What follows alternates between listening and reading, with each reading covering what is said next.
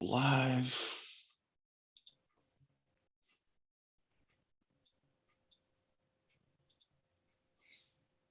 Once we okay, cool. We're officially live now. We are on the YouTube.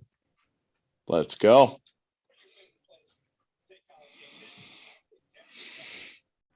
My favorite part is that the screen's not sharing, but I can hear the thing.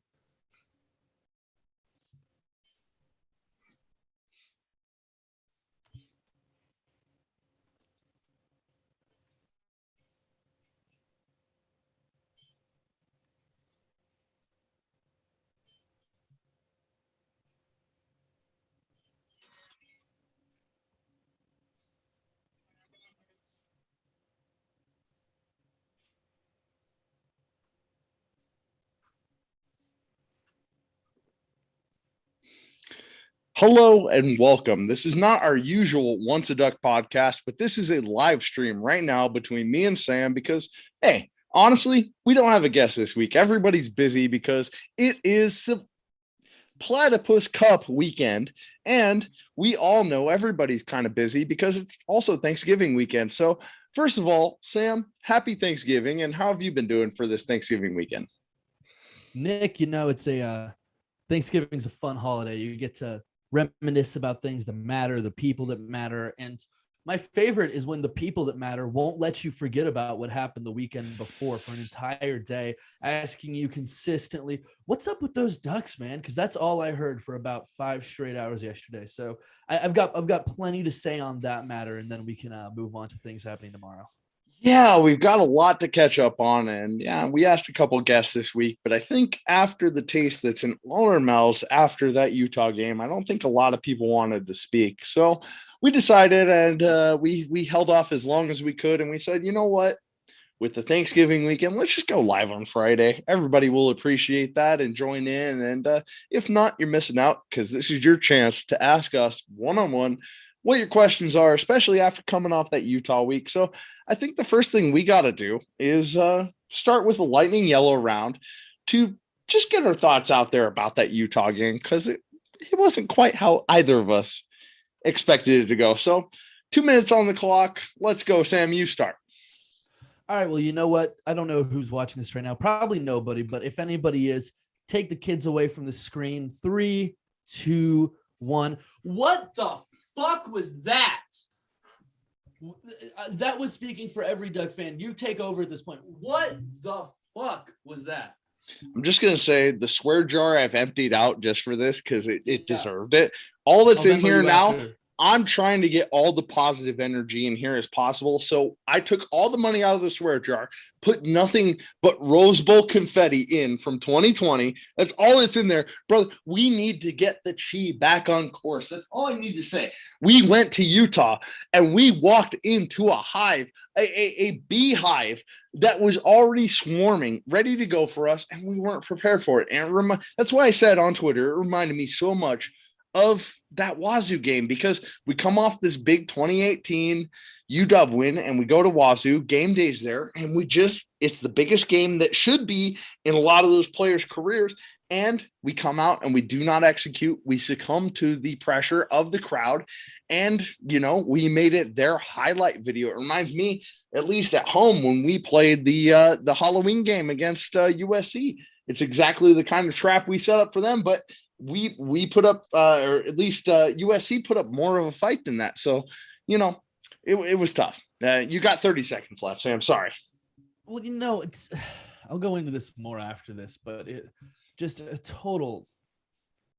It didn't feel like anybody got off the bus. Can you think of anyone that you go, you know what? They had a really good game. Because I can't. I cannot think of one person who I think played a game that was better than any they played all year. It didn't happen. We didn't see it. Yeah, I mean, that's a fair criticism. But again, who is going to play their best game in that scenario? So that's our lightning yellow round. We will continue on the subject, obviously, beyond this 2-minute mark. But that's the 2 minutes right there of us to just get it out.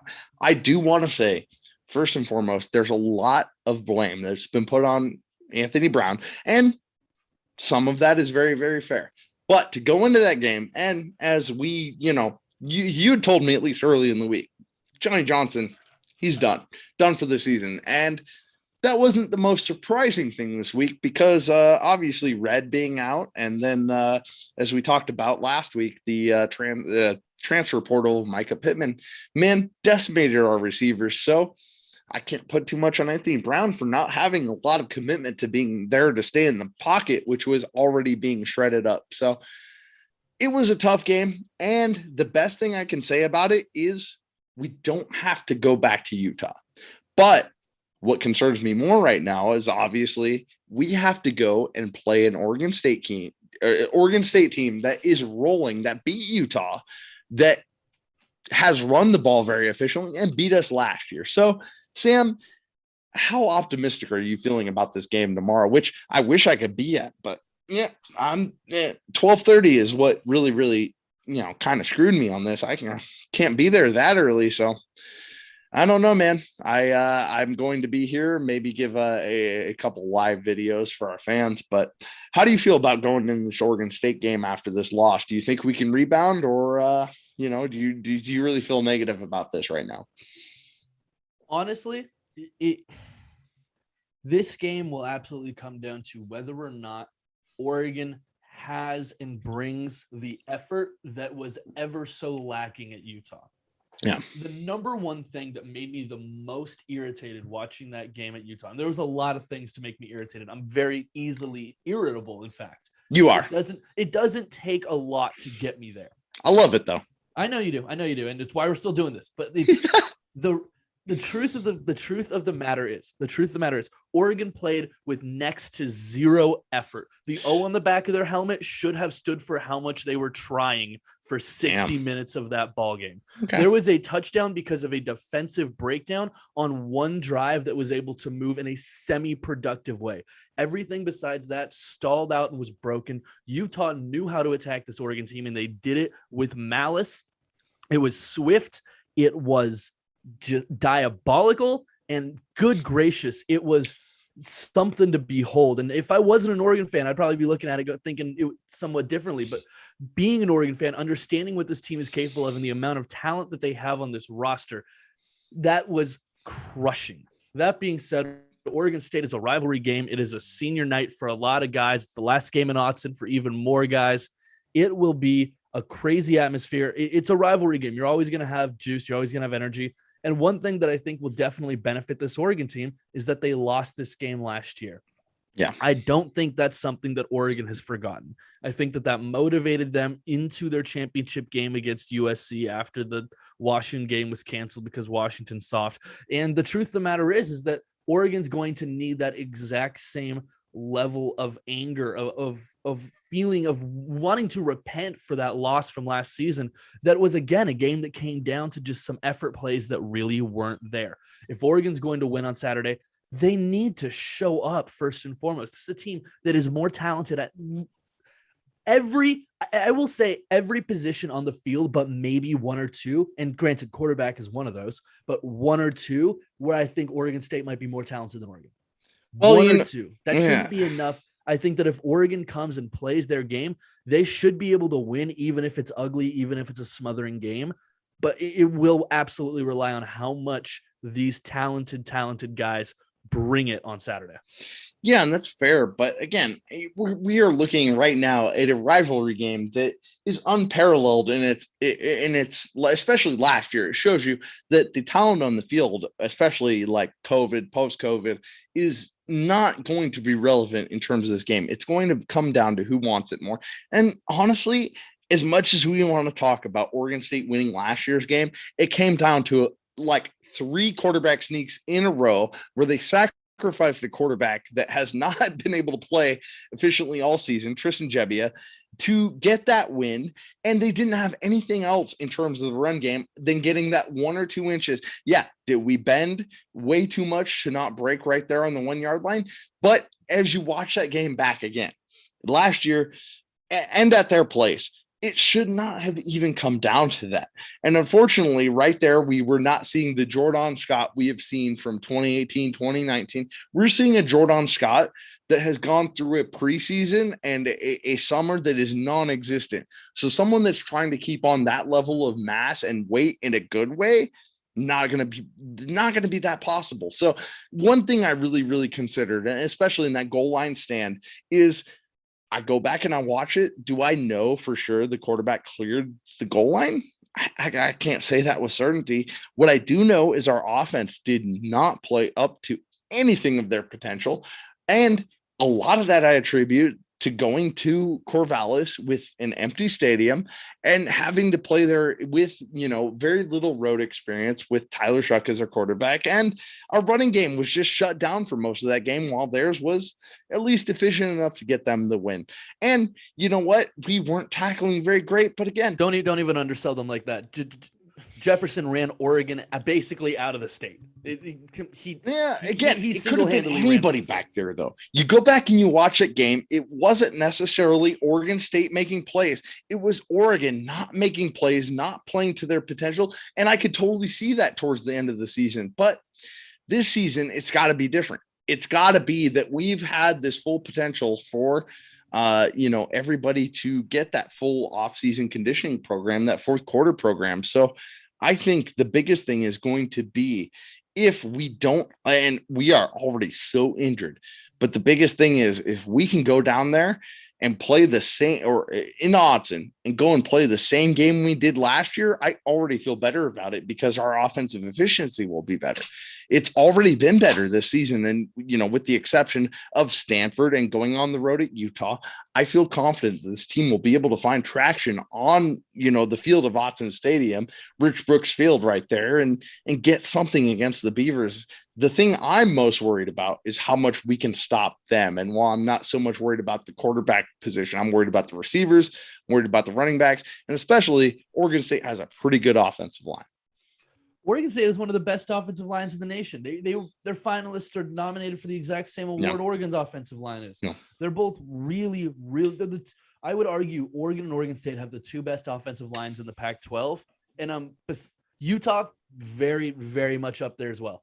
Well, those three schools, I have a hard time finding close. Just to interject really quick, one of the biggest reasons Cal was one of my three finalists when I committed is the current coach of Oregon State. And if I butcher it, I apologize. Mihalchik is the offensive line coach there. And I remember when he showed up to my school with a Cal Bowl ring, thinking to myself, when I get a couple of those rings, I'm going to show those off. And I have ever since. But that is a guy that has absolutely trained beasts. I remember Alex Mack back in the day when I was getting recruited at Cal, sitting there thinking like the flexibility and size of this man.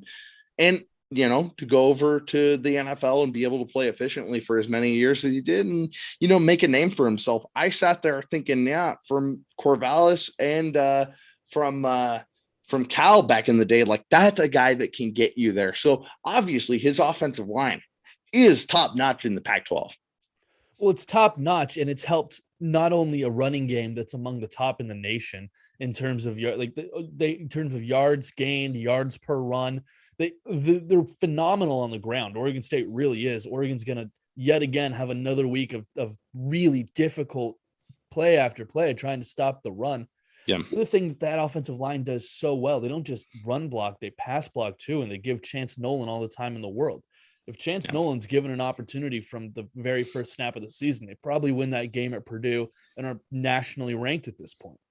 Yeah. The truth is that when I mentioned positions that may be more talented than Oregon, I say maybe because I really don't know. I wouldn't know what either looks like in a vacuum. So it's not really fair to say which one I think is absolutely better. But I think that quarterback is one of the positions where it's comparable to Oregon in terms of Nolan being that good of a player who can put the ball in any spot you need him to. He's not going to make a bad decision. And as you mentioned, he's protected by that phenomenal offensive line. Yeah, and of course, when you have an offensive line like that, it makes a lot of things possible for you, not just in the run game, but pass protection, which we saw against Utah was very, very up and down. And there was times where we were able to set the front and maybe the quarterback was a little like quick of foot. But, man, there are also times where you're setting that, one tackle is on an island. And it is very important. You do not give up the inside go. If you're the tackle on the island in pass pro, the slide is going away from you. The one thing you cannot do is give an inside rush, because as a lot of people want to give Anthony Brown a lot of trouble for that one sack he took where he went down on himself. It felt like phantom tackle right there, right? But you are on an opponent's field. You have no idea how the turf is. And you're sitting there with the slide side to your left, which you don't feel like you have enough pocket presence to step up in. A lot of those guys are 6'6" and above, and you're trying to look over to your left with a wide open receiver, and you immediately have to turn away from that because the games are running on the left side. And we saw that. Oh man, very, very troubling 2 times in the game. That was very, very important to us losing to Utah and giving them a lot more momentum in a game where they already were emotionally charged. I just sit there and I look, and man, if we get that game on a neutral field, knock on wood, if we can beat Oregon State, man, I see it a whole lot differently than a lot of people have. I watch those first couple drives and I see if we just execute a little bit differently, if we are in sync on the offensive line, we all get off the ball at the same chart, man, we can do it. But the thing that really killed momentum in that last game, and I think we can all agree to it, is the attempt at a reverse was one of the most poorly timed trick plays in Oregon football, at least recent memory for me. And, oh man, if you're going to do a reverse in that scenario, and I don't necessarily disagree with it, and compliments to Utah, staying at home as the backside defensive end, backside defensive linebacker, that is exactly what you have to do, and it's very difficult to do that. But, oh my God, why do you call that play giving it to a freshman? If you're going to give the ball up, give it to somebody like Dye on the backside. If they do anticipate him getting the ball, he knows to get upfield, get what yards you can get. A negative 2 or 3 yard rush is a lot better than that negative 5, 6, 7. That was what really killed us, those kind of decision making. And, it's tough when you have Micah Pittman leaving the program. You're relying on young guys. And honestly, we're looking at Williams and Dye to carry this team offensively outside of our quarterback in that game. And, you just can't rely on 2 guys to get your offensive production going. So I look at this Oregon State game, and it's going to mean a lot to me in the first half if we get Dye going. And if we get our second, third, and fourth receivers going, and we're moving Seven McGee is going to play some slot receiver this week. So hopefully that gets him some quick, easy touches that just gets 3-4 yards. That's all we need. And truthfully, I think that getting those freshmen ready is going to be huge. You right, guy? I think we can all agree, despite his mistake and losing additional yards even on that reverse, Chris Hudson probably is the furthest along of all of the young receivers just in terms of what he's doing on a regular basis and in the production that he has. I think that you've got so many talented guys. You've got Troy Franklin out there. You've got Dante Thornton out there. You've got other guys who we know can produce and can put in time. It's just going to be a situation of, hey, get these guys the reps. We don't know when in practice Red went down. We know Johnny was out, so we don't know how long those 3 were even starting together, even lining up next to each other. We have no idea. Having an extra week will be helpful for all of them. They are all phenomenal athletes. They're not on this team because they can't play. We'll put it that way. Truthfully, though, I'm going to need this Oregon team, receiver, running back, whatever position you are, remember the occasion. Remember what's going on here. I know, 1-0, faceless opponent. That's all fun and games. We're in game 12. The Beavers are in town. The team right up the road, 45 minutes from you. If this is another game where Oregon has a slow start, I said it last week on the podcast. If Oregon has a slow start against Utah, things are going to be very, very difficult for the Ducks. Yep, you're right. We knew this. I said Utah's too good of a team to go down a couple of scores and think you're just going to dig out of it. And that's exactly what happened. And I've got the exact same prognosis for Oregon State. Oregon State beat Utah, and it was kind of handily. The second half, once they figured it out and once they got rolling, they were clean and clear going forward. Oregon has to come out angry. I don't mean excited, I mean angry. Come out mad, come out wanting to hit somebody, come out wanting to run through somebody. Not reckless, but with that enthusiasm and that energy. That's what we're going to need to see from Oregon this week. And for those young receivers, get educated on the matchup. Talk to Joey Harrington for a while. Talk to Joey Learn what this all means. It's all important. Learn about the guys that tried to paint the Oregon State logo on the hill in Eugene and then got covered in yellow paint and slid down the hill. That really happened. I'm not sure if it was exactly like that, but I remember something kind of like that from a history book at one point. This is a classic college football rivalry. These two teams have played each other more than almost any other schools in college football. Take advantage of the moment. Prove that you are the dominant team in the state. This is where it matters most. This is a real, legitimate rivalry, and we're going to need to see how it works out. You're totally right. And what's great Say that again. I might need to make that my ringtone. You are totally right, Sam. I live for that. So what you need to know is also, while you were on that rant, we have gotten some positive responses in the YouTube chat from our very good friend, Jared Sawyer. And he wants to know right now when he texted this 40-13 Wazoo while you record this. So what impact do you think that has on this game? Well, it's not a surprise to me. If we weren't recording this podcast right now, and if I wasn't recording Kraken One Open tonight with 2 back-to-back Kraken road games, I think I might have just gone to just actually, hold on. I'll be right back for all of you guys live. You'll appreciate this. Let's see how much we do really appreciate this. Oh, you will. So, haven't really been able to share this as much as I would like to, but because UW week didn't deserve an episode. But again, I got one of these fantastic new paddings for next time I go to Alaska Airlines Arena for basketball.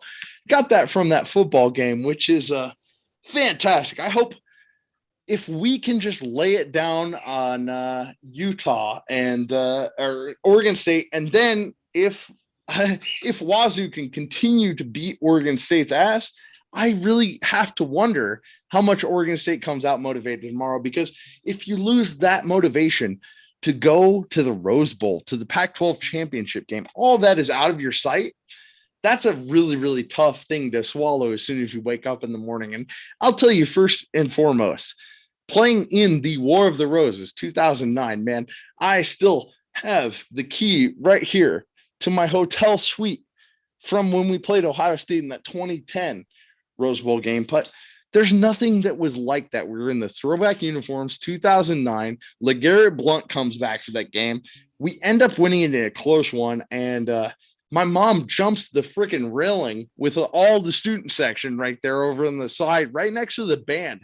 And I had to be standing there, catch her in my arms, because otherwise she was going to go down and need 4 or 5 knee surgeries instead of 3. So, man, I couldn't believe just that game, the intensity of that night. And I hope that same level of intensity the Ducks are bringing to Hudson Stadium tomorrow, because if we go to the Pac-12 championship in Vegas and we have that Friday game the next week, we need all the energy we can. We need to celebrate just like it was the War of the Roses. Well, you know what? I think we can pretty safely say we feel like Washington's probably not going to win tonight. Probably. It's a hard probably, but I'm going to sit here and I'm going to have the outlandishly hot take that at this very moment in time, when Washington is getting just getting boxed. Love it. Just getting Love boxed. Their ears are bleeding. It's final. It went final. 40-13. It went final. Love it. There we go. We officially know at this very moment that Oregon State is out of the running for the Pac-12 North. Okay. Now, heading down from Portland this morning, I was debating back and forth as to which would mean more. Would it mean more or would it be more difficult? Let's put it that way. Would it be more difficult to play an Oregon State team that is playing for something they haven't played before, playing for that Pac-12 championship game, trying to reach a new height, if you will? Yeah. Or would it be more dangerous to play Oregon State as Oregon State is? They're the giant killers. Yeah. They're the team that has been out of it, but wants to take you out of it as well.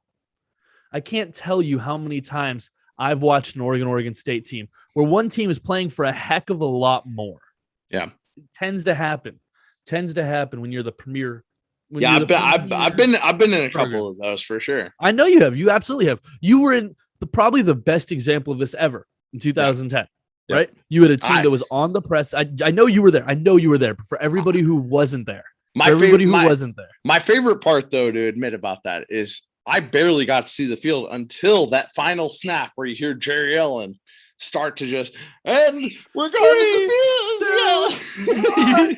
Yeah. I'm on the field out there for 40 years. I've been waiting. Oh man, yeah, it's one of those moments in Duck history that love Jerry. Fantastic person, fantastic commentator, and that captured the moment. Even on the field, I felt choked up just getting in my stance, dude, because it was over. They had no chance, and that encapsulates all our feelings that much more. But we need to take it to the next level. I know a lot of fans nationwide are feeling that it doesn't matter if you win the Pac-12 championship, and I don't disagree. We need to finish this game. We need to go in and go back and play Utah in Vegas to make this season right. And if we don't, it will look back as a disappointment. But looking at the very beginning of the season, looking at this roster, I can't say that a 9-win season wasn't what I was predicting. Like, that's what I felt like. Just the losses at Stanford and Utah were not the way I was expecting it all. And if we could just go ahead, flip everything back around and get another shot at Utah on a neutral field, I have confidence in this roster. If we can just get 2 weeks without any more injuries or, anybody getting kicked out of the first half for a targeting penalty, I have confidence that we could take it to a Utah team in Vegas that is not expecting us to come out and play to our full potential, because they beat our asses, quite honestly, with all the emotion and momentum on their side. And, I give them credit for that, and they executed to the best degree they could. But again, if the Ducks did the same thing, and we've seen them do it before on a neutral field, or even more like on a big stage, I have more confidence in them to do that than I do to go to Wazoo, to go to Arizona. Right now in the Mario Cristobal era, they play in big games. They bring it. But as soon as there's an opponent that doesn't feel like it's up to their par, we play down to those opponents. And unfortunately, I don't know how much of that is coaching versus roster. But right now, I understand that we are in a critical moment of the season where we've had departures. Wide receiver, we're moving Seven McGee out to a slot from a already depleted backfield at running back. So you have to know that right now our coaching staff is doing everything they can to put the best players available in the best positions to create offensive scoring opportunity and defensive scoring opportunities. But it's going to be a lot about who's available. And tomorrow, if DJ Johnson, I think, is one of the guys that we've talked about, but is not nearly talked about enough on a nationwide basis in terms of how much support he's provided this team in terms of injury. At tight end, he is the most physical blocker by a long shot that we have. And when he plays on defensive end on the line, he's made a couple of mistakes, but he's made up for him with his physicality and his ability to play run support, man. When you are that guy, you're that big, 6'5", 6'6", a 250 D line, tight end, anything you want to be. That guy could play anywhere on the field if you give him a chance and you coach him up. And man, if he is available, I feel that much better, because that's where Oregon State doesn't thrive. They don't get those players. They get the occasional Chad Johnson. They get the occasional, James Brothers. But Oregon State is developing a lot of those 2-star recruits into that level. If Oregon could go out and play to that 4- and 5-star potential, man, this shouldn't even be a game. But the problem is the level of injury, the level of competition in practice right now. It makes me a little bit concerned for this weekend. We won't know until they get on the field, but how they rebound from that Utah game is going to be very, very important. Well, very first things first. I hate to be this guy, but I love to be this guy. James was the oldest one. They're the Rogers brothers. Come on, man. Yeah. Well, the Rogers. Sorry, you're right. You're right. The Jaquiz and The Rogers brothers. Come on now, give them credit. I got confused with Michael too. So you got me. Chris Brewer says the Kook student section rushed the field at Husky Stadium and Butch surfed the crowd. Amazing. So dude, right now, Wazoo rushed the field at Washington. Yes, exactly. I am the only reason I am not there right now for an easy $10 ticket to just go shit on Wazoo or shit on UW and Wazoo with this as my cushioning is because I wanted to record this podcast and the Cracking One Open podcast with you and Jameson. So again, one of those minor details, but I wish I could have been there. I would have rushed the field too and just rubbed it in on UW. So I'm going to reach out to all my Husky fan friends and let them know, man, how's it feel to you lose that first Apple Cup since that first Mike Leach year? I think Mike Leach's first year is the only time they've won it in my memory. Well, let me give it a Google. But Jesus, you might be right. You could give it that, but I'm very, very confident that Mike Leach got one in his first year and then missed. He hasn't won a rivalry game since I think his first Apple Cup. Now you can put me to that, and I'll drink to it. But I'm very confident in that. It would appear was Leach's first year 12 or 13. 12, because I think I played him in the Seattle game, right?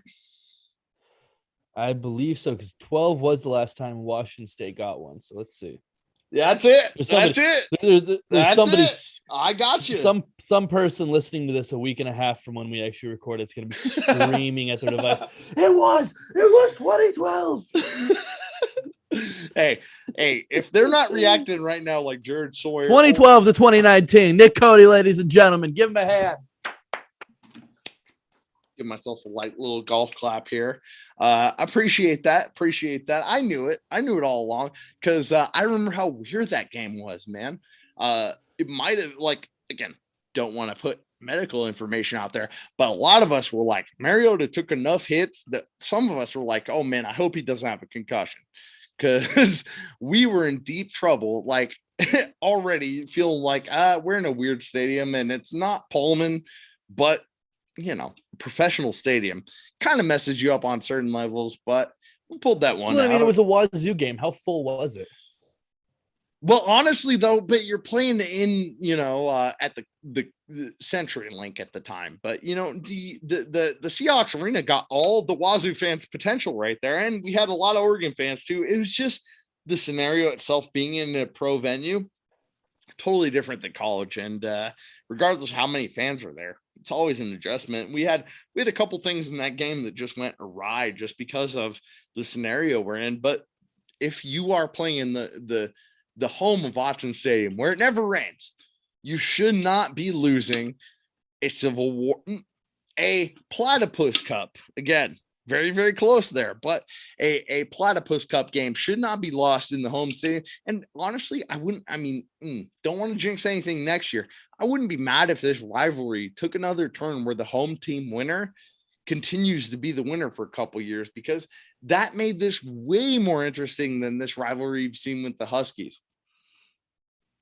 Well, and you know what, Nick, I appreciate you saying it doesn't rain in Hudson, but as of right now, it might not be raining, but good Lord, it's going to be pouring throughout.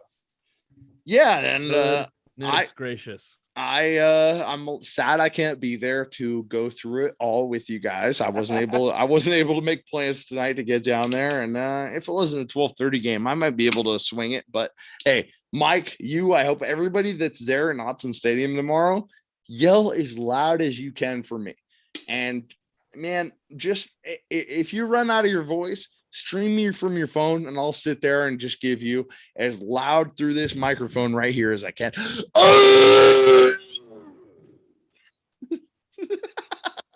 Exactly. That's something you're only going to get through the live stream too, because through our recorded, I would give Sam a little bit of warning and he would edit that, but no, this time you get it live. Well, and Nick, I hate to be the sentimental one, because 9 out of 10 times that makes me throw up in my own mouth. But you know what? I will say there is going to be something very special about walking down into that Section 8 for the last time. Yeah. It's going to be a whole lot of fun tomorrow.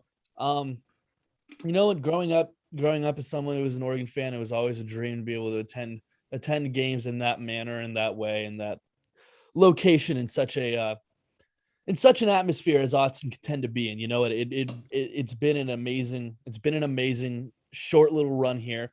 Seen a lot of Oregon Ducks football games. Haven't missed a game at Autzen since the beginning of that 2017 season. It's been it's been a fun ride. It's been a fun time, but very excited to be able to get down there. And even if it is pouring down rain, there's going to be nothing like losing my voice one more time at Autzen.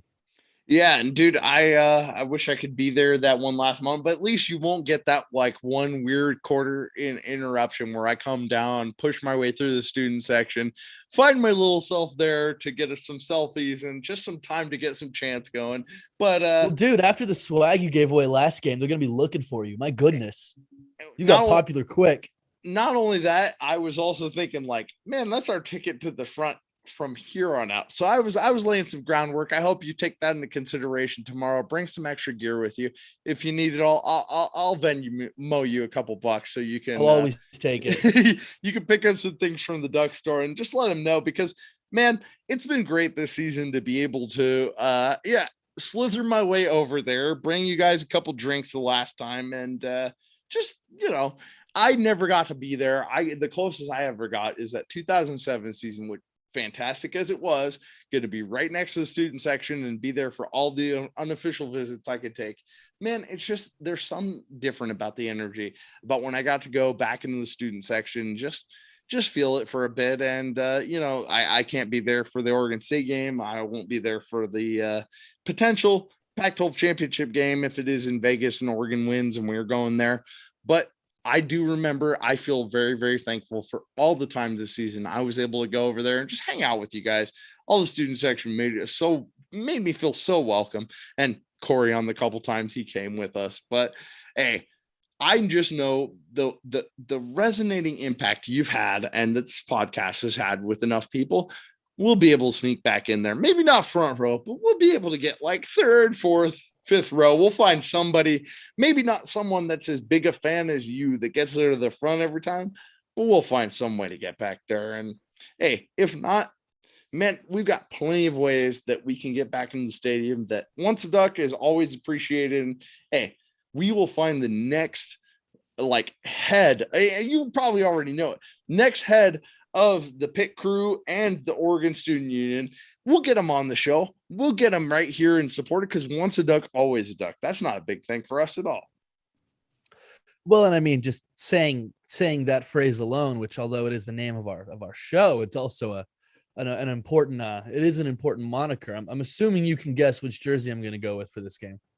I'm going to go ahead and just guess we're supposed to go all green tomorrow, right? I'm going green sweatpants, going green once a Duck 61 jersey. So, you know, you have a lot of green you can go with, but go ahead, tell me. I'll be surprised. Well, you know, on a night like on a day like tomorrow is going to be once a Duck, always a Duck. Feels like the moniker that I'm going to roll with. I remember I wore that same jersey at my first ever Oregon State ball game back in late 2017. You know, a 69-10 ball game, if I remember correctly, a score that I would love to see duplicated. Hell yeah! But to that extent, it'll be a lot of fun. I hope to see anybody and everybody out there as usual. It's gonna be a fun ball game. Now, Nick, it's come around to that time where we're gonna have to start to give our professional analysis and our thoughts on things, and really just our idea of how this game's gonna work out.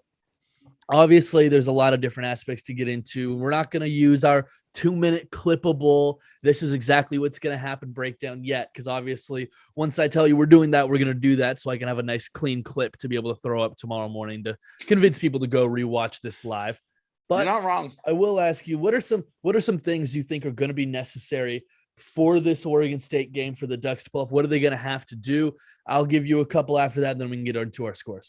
So before we get to scores, the offensive line needs to cover up the down guys a lot more efficiently than we did against Utah. And the biggest problem is many times our pass protections were set up exactly right to face Utah's stunting. And the best example is the clip that's gone around from former guest Jeff Schwartz, that you see a wide X receiver going right down the left of the field, and Anthony Brown does not even see him because the slide side of the offensive line, all four guys from the center and the right guard working over, are going towards a point to the left.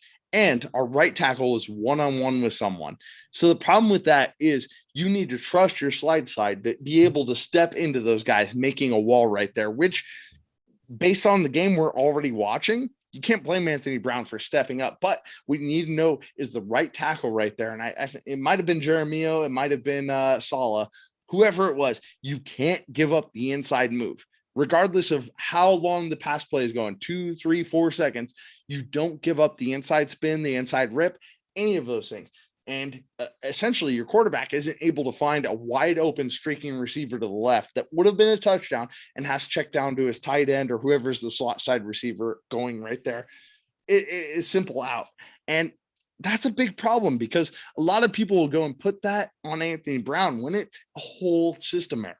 And you get the right protection called, but do you trust that protection? How firm is that protection set? And that was one of the things that concerned me at Utah, is it felt like, especially with some of the shooting ourselves in the foot with some of the holding calls, some of the false starts, our offensive line was out there to be physical, but they weren't there to be more physical than their opponent. You know what I mean? And it's very, very tough to do that when you're sitting there going on a snap count that's silent because Utah fans are so loud. So I'm really hoping if and when we beat Oregon State, that our offensive line can go out there and give an even better performance in Vegas, because, man, at home and in Vegas, I have to imagine they're going to get off the ball a lot better and a lot better cadence and communication than they did against Utah. Well, you know what? I'll tell you what. You covered offense, I'll cover defense. This Oregon team absolutely needs to stop the run. That's not just Oregon State's running backs either. That's also Wildcat quarterbacks. I'm blanking on the name right now, and I know I shouldn't be. Number 12. He was a former quarterback with them, bounced around different positions, played a little fullback, and now is kind of a Wildcat quarterback who's phenomenal.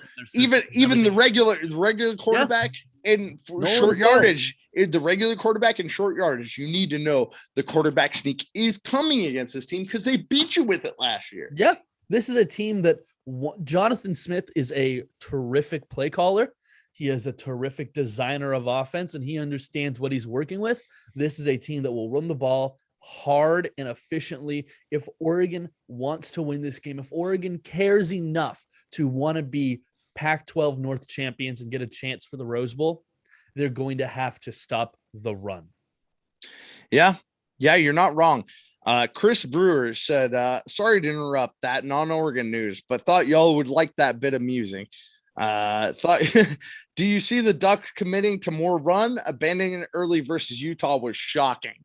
I think when I look back at that, Chris, it was not only shocking, but we've seen this early, and it was an effective strategy for the past couple games because Dye, we already know without Verdell, only has so many carries in him, and they've been trying to keep him under the 30 carry mark, which I can give them a lot of credit for, but we've been able to work up to it. As we saw in Utah, we gave him like 1-2 carries in the first series and kind of shut it down from there.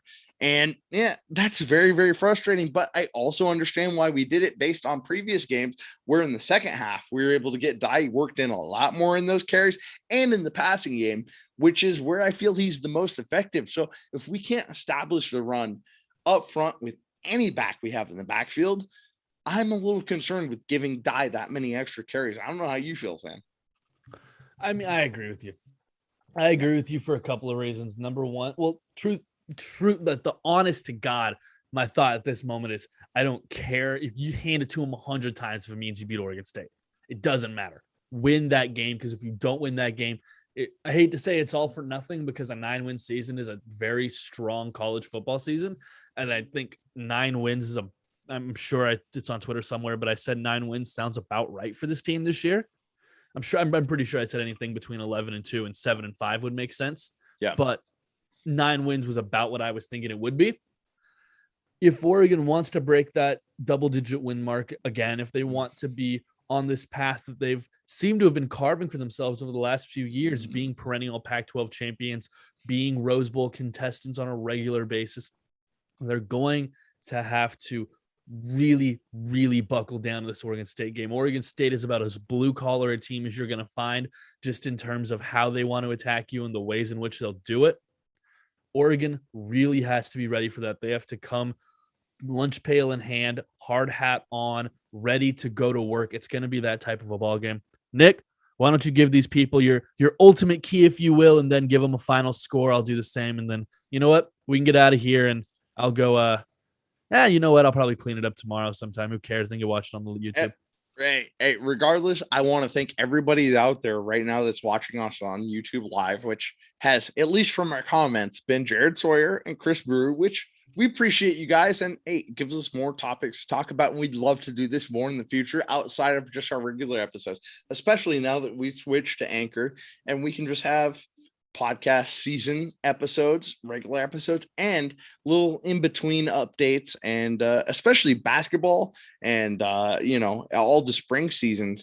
It's not going to make sense for us to have an episode every time, and when we can go live or just have a little update for all you guys, be really fantastic. And it doesn't change anything for you guys listening to us on Apple Podcasts, Spotify, any of those platforms, because we just are able to upload our videos straight to there. They translate those audio files and saves us a little bit of money on the SoundCloud streaming. So appreciate that from Anchor right now. And if you hear a couple ads through the Anchor platform, hope you guys don't mind, because just helps us keep this streaming and not having to pay for it ourselves. Individually, we got a one last comment from Jared Sawyer. He said, Taggart might have been a douche nozzle, but he did beat the Beavs 69-10. And I would love to revisit that, because we did have our raincoats on because we were scoring touchdowns, brother. And I would love to see us scoring a lot of touchdowns that we had to have our raincoats on for more than just the weather tomorrow. Well, man, I remember that ball. I remember being at that ball game. That was so much fun. That was a ball game where it seemed like everybody was getting theirs. Royce Freeman set the record for the most touchdowns in a rushing touchdowns in a Pac-12 career in that ball game. So much fun to watch him do what he did.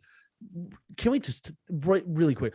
Royce Freeman has already become one of the more underrated Ducks of all time, and it's very frustrating to see, just because he played freshman year national championship, and it just kind of downhill until 17 was a little bit of a bump back up. But Royce Freeman was so dang good at Oregon. God, I hate not seeing him get enough. As much as I love LaMichael, Kenyon, D'Anthony from those guys, there's only number one in the rushing yards. I'll put this up for Royce Freeman all time. And Royce deserves it. I think LaMichael would too, because that's a guy that 21 is well deserved. And I think I would love to see if the next 21 was able to make a big statement game in this rivalry game, Platypus Cup with Oregon State. Well, of course, 21s are good at making statements if we know anything. So I would love to see that as well. Again, everybody who follows us, who listens to us, who pays attention to us whatsoever, trust me, I appreciate it, mostly just because I need that validation. But the rest of you, I also really appreciate all the follows. The few of you that have donated have been just amazing and have helped us really get things moving in a better direction. You're lucky that I haven't been able to convince Nick yet to make the payments monthly, so you're all still good for now. We'll see what happens as I continue to push for that throughout the rest of the year. Then everybody who follows at Once a Duck, follows myself, follows at just follow 61 over there. Thank you so much. And without any further ado, Nick, what's the final score of this game going to be? Well, and make sure you're following at Samuel101TS. Don't let him take all the credit and push it onto me, because he's just as responsible for all the fuck ups on this podcast as I am. So I'm going to go ahead right now and say Oregon Ducks, go ahead and beat the Beavers tomorrow, 35-24. And I'm counting it right here. If I'm right, well, you can send me all your betting winnings right on hashtag Once a Duck. Just send it right there.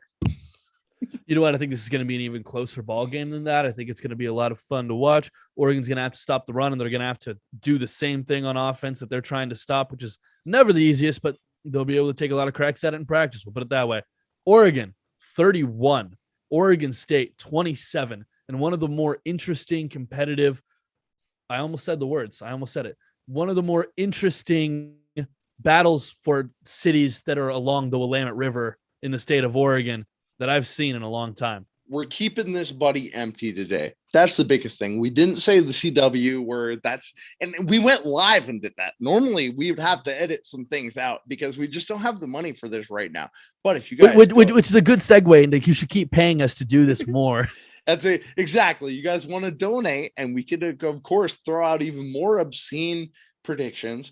Then you can just go ahead, donate, cash tag, once a duck, and hey, if you do, you'll be on our VIP list. You see these episodes early, and you get entered into raffles automatically that we have for free stuff on the show. So why wouldn't you do it? That's the biggest thing. Like, just go ahead, be a once a duck subscriber, and you'll enjoy life a lot more as a Duck fan. But again, we predicted games this close before. We've been off a little bit in predictions, but all I know is every time that we have sat here and we've called an Oregon State game a little bit differently. I think last year we were very, very like close because we came off that loss to Cal. But you know what? Hudson at home, a lot different game for the Platypus Cup. And are we officially calling it that? I've got some other ones I like better. I just want to know if it's official or not. Throw them out because we called last year's episode the Platy and we lost. Yep. And I'm willing to hear all suggestions that are better. But again, I like the Platypus Cup, Platypus Bowl, all of it. I enjoy that quite thoroughly. Sam, anything you have that might overtake that? I've got a few that I'll throw out there really quick, just because I mean at this point we are just kind of doing what we're doing. Love it. And so I'm really gonna have to look because I know the war for the Willamette is the one I've heard that I'm like, I guess I could go with it. I just thought we were trying to remove the war aspect from it because it's football, but here's my question for you. Here's my question for you. Honestly, who has any claim over the term war? War is just one side against another side battling. If that's not what you're seeing on Saturday, then I don't know what you're watching because you're watching the wrong thing. That being said, here I'll throw some of my options at you that I remember I put these up, I believe, last June, I want to say. Yeah. So we'll get a chance to see what some of these are. First one, the River Rush. A lot of alliteration in these. You're going to see a lot of alliteration. Yeah, I'm going to give that a 3 out of 10 right away. That's fine. Rumble in the Valley. 4 out of 10. A little bit better. All right. Than that, but Rumble's cool, but yeah, doesn't stick out for Oregon very much. With Valley is in Oregon, no one thinks about. Go ahead, next one. How about this? The Oregon Territorial Tussle. That's going to be a 1. No, Territorial is not going to get me. Nope. And then finally, the one that I will push the hardest, and it will be Willamette War. Yeah, gives you the river, gives you the energy, gives you the back and forth. I also would like to say I don't know if I saw Willamette War posted before I said that. I'm not sure if there's one older. No, I've seen it. I've seen it. Don't take credit. I've seen a lot of people push. I said it back in June of 2020. Well, we'll have to go back and check who said it first. But again, it's not something I like to stick. You don't have to walk over the Willamette to see that game. Most of the times that you play it in Corvallis, it's not anything you're going to the Willamette for. So for me, the Platy is where I have the most faith. The Platypus Cup, Platypus Bowl, whatever you want to call it, the Platy, as long as that is your short name for it, we're on the same page. But the Civil War, if you want to still call it that, I'll accept it. I'll try not to say it out loud to myself, even though I've played in several of them. I do believe the Platypus Cup is the way to go for the future because it's hilarious. It's perfect for Beavers and Ducks. If there's no other, like, there is no Buckeyes, Wolverines trophy. You go out there and you look at the Florida, there's no Gator Seminoles trophy. all these great that Arkansas rivalries, plays 3 games a year for trophies. You're right. And here's the thing. We have this one game that should have this. And if the game is not, when it is important, it's a fantastic game. But when it's not important, let's have a trophy out there that's worthy of its own broadcast, which the Platte already is. You can do a 30-minute intro right there on the Platte without having to talk to any of the players that know anything about it. And you're set to go.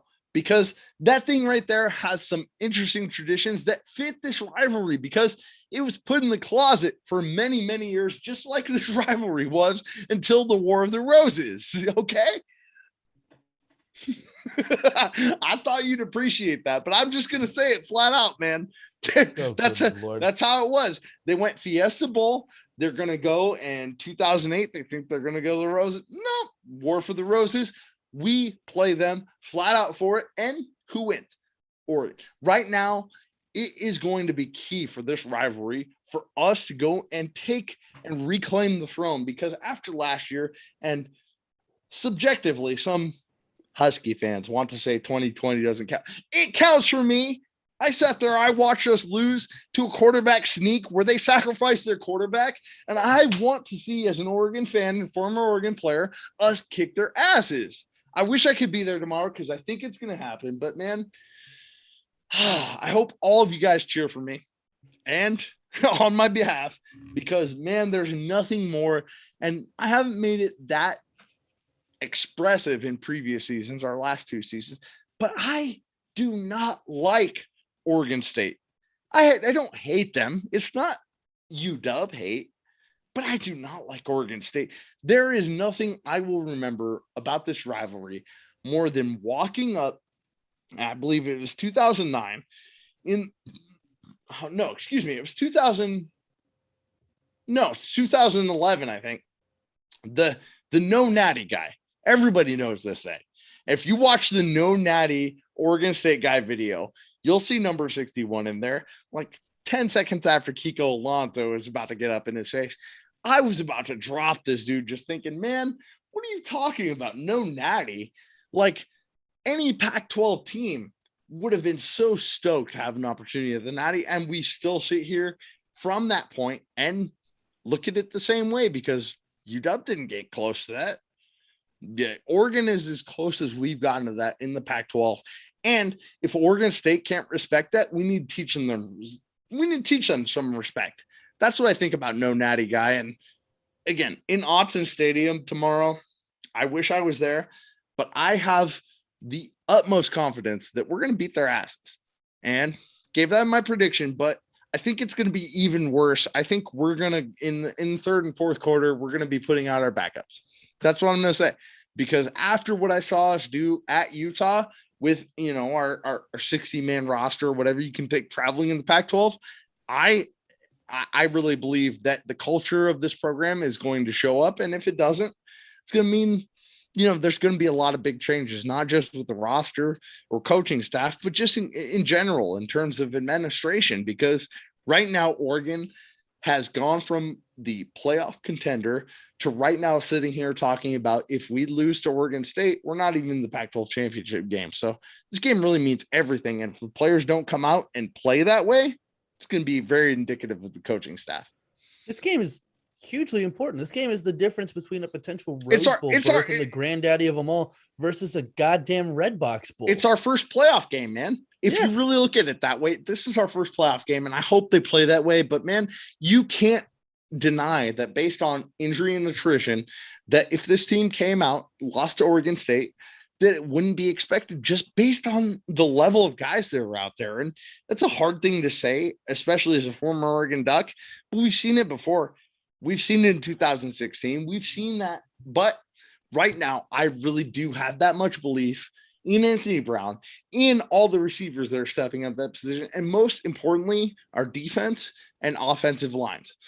Alex Forsythe and Noah Sewell, I believe, are going to lead us to a victory in this game. And, if not, you know what? Whatever bowl game we get and accept, I really hope that we get the most play out of them. But this team deserves to be in that Pac-12 championship game and get another shot at Utah on a neutral field, because I believe that they can set the tone. I saw that game.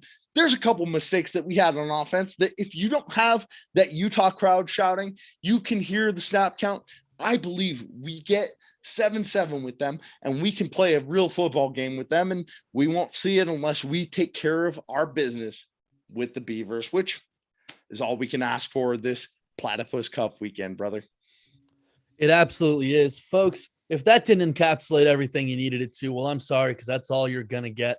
Nick, this was a very fun experiment. I hope that in the coming weeks we can try it again to a, let's just call it a slightly wider audience.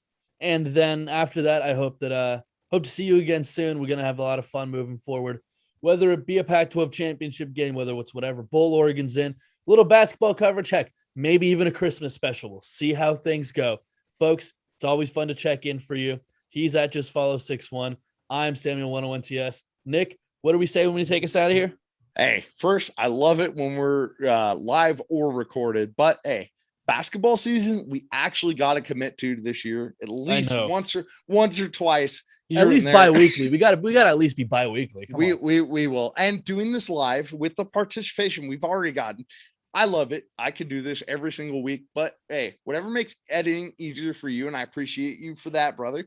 But all I know is once a duck, always a duck. That's our platform. That's all we need. And hey, going into a Platypus Cup weekend, just keep that in mind on social media and in real life tomorrow. Just be kind to each other. We're all ducks. We all love each other, and go Ducks, win or lose. Once a duck, always a duck. Nick, take us off the live because it sounds weird. We are taking us off the live right now.